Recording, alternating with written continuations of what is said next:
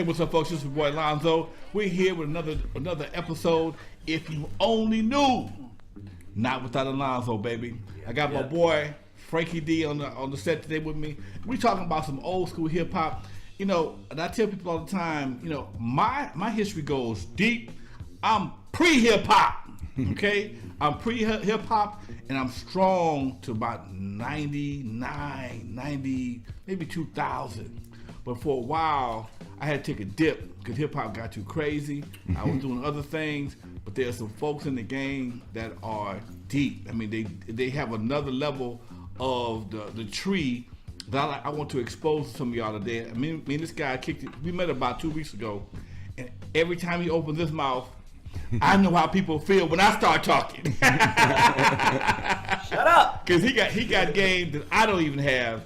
And when it comes to dancing and when it comes to the overall movement, he has some insight that I like listening to myself, folks. So here we are today. I got my man on the set today, my man Frankie D. What's up, Frankie D? What's going on, y'all? How you doing? I'm good, man. As I always do, I got my man off camera, Arnold. He's over here. Chilling in the cut. He'll throw us some lobs from time to time. I got another brother on the team right now. Just joined the team. Callie on the side over here with the camera. We going live right now with him. What's up, Callie Cal?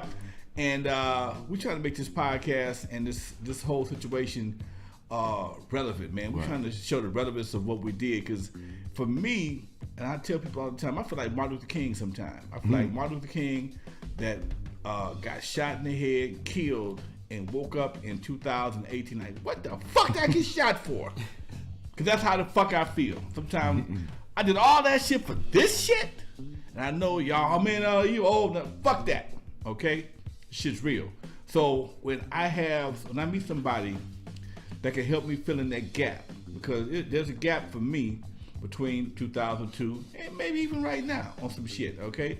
I've been back in the game for about 10 years, consistent, but because I did take a hiatus, some things got past me, and I got my man Frankie D. He's gonna fill in the fucking gaps like concrete. Talk to him, Frankie D. All right, let me just give a brief so people have an understanding. I'm 53 years old. I was born in 65. So the mid-70s is when things really changed for me. Skateboarding came in, surfing was really big. DJ, turntables were coming in, but it was 1980, and I was punk rock, and Sugar Hill Gang came in with. I said the hip hop, the hip it to the hip hop, you don't stop. That was our first introduction. Roller rinks were really big, dance halls, dance clubs, underage club.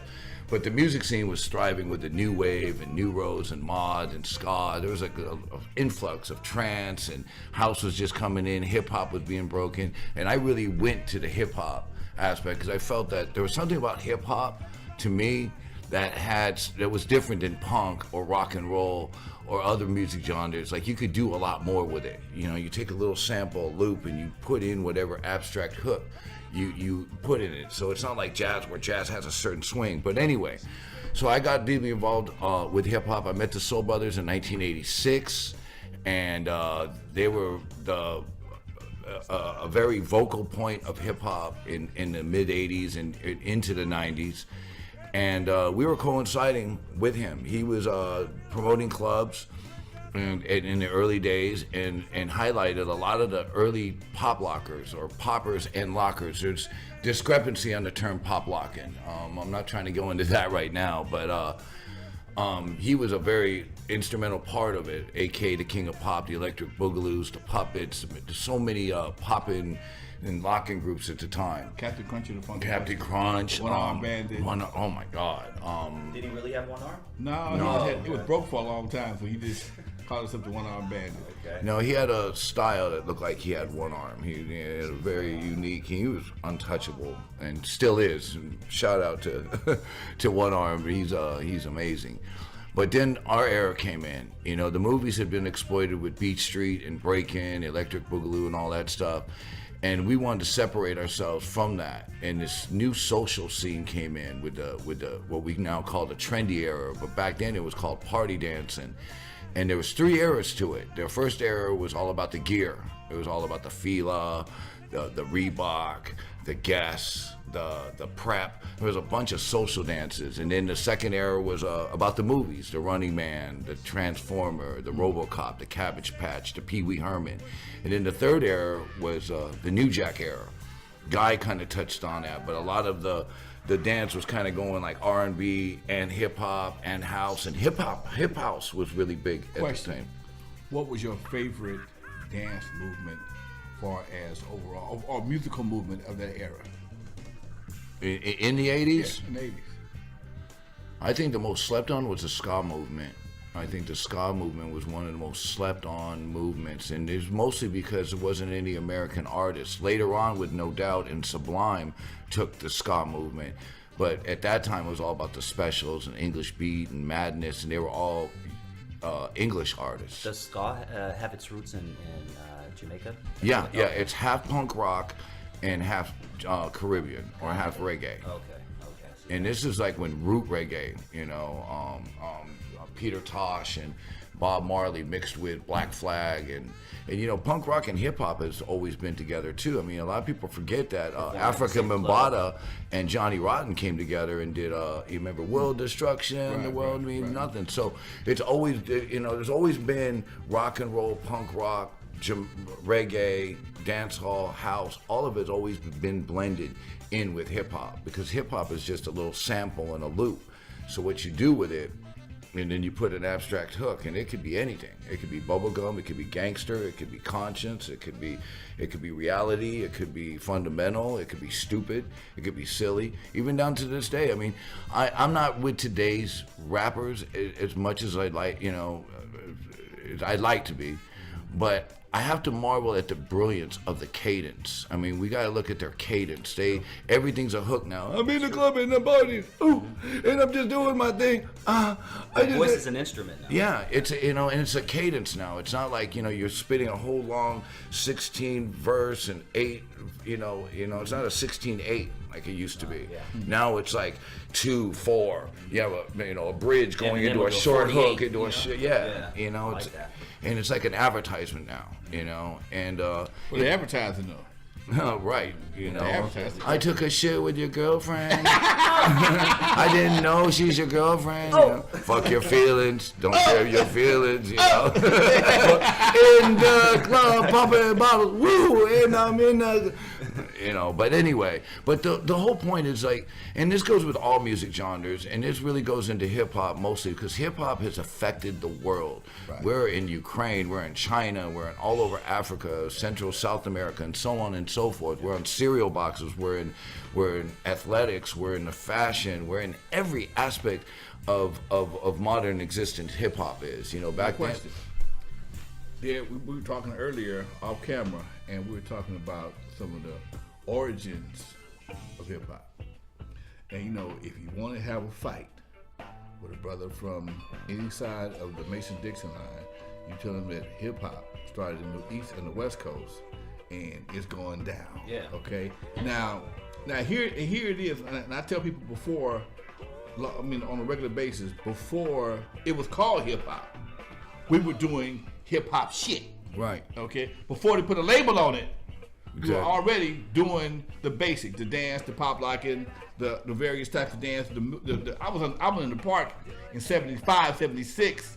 Same thing Kool Herc was doing in New York. I'm in the park. I'm in the park. I'm in Peg Park. I got 1,000 people listening to my home speakers. Okay.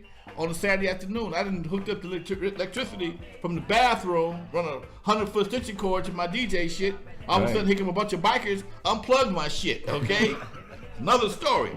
So, but we doing this, but we weren't doing it we weren't doing the breaks yet. I mean, we had to discover turntables like that. I had 2 turntables. It was Samuel belt drives. You couldn't backspin these motherfuckers. Okay, you backspin them, you're gonna break the belt. But the origins and some of the groundbreaking moves and movements came out of LA because, like you said earlier, we had Soul Train. Soul Train gave us a big influence nationwide because Soul Train was based out of LA, came from Chicago, moved to LA, and gave us a foundation because when the world stopped on Saturday afternoon, man, what you washing dishes? You were a teenager washing dishes.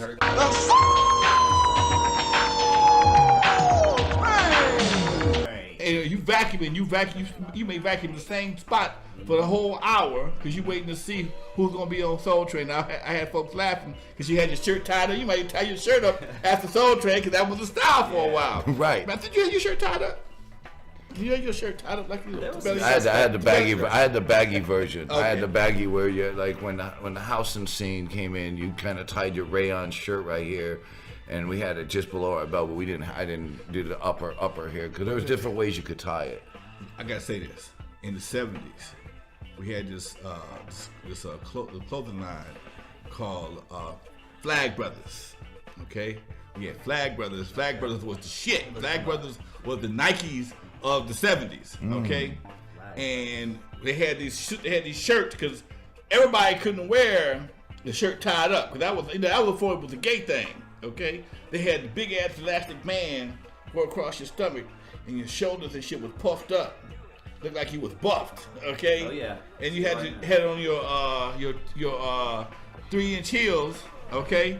And that's how you roll. Okay, you can't see Yeah, this shit, no, right? I'll show it later on. Okay. I wanted to show him. These motherfuckers right here hurt your feet, okay? them potato toes, 3-inch heels, because they made your feet cram at the bottom, okay? Right. So you walking like a female, but you ain't, your toes ain't exposed. They crushed them. Oh man, it was a hell of an era. It was a very painful era.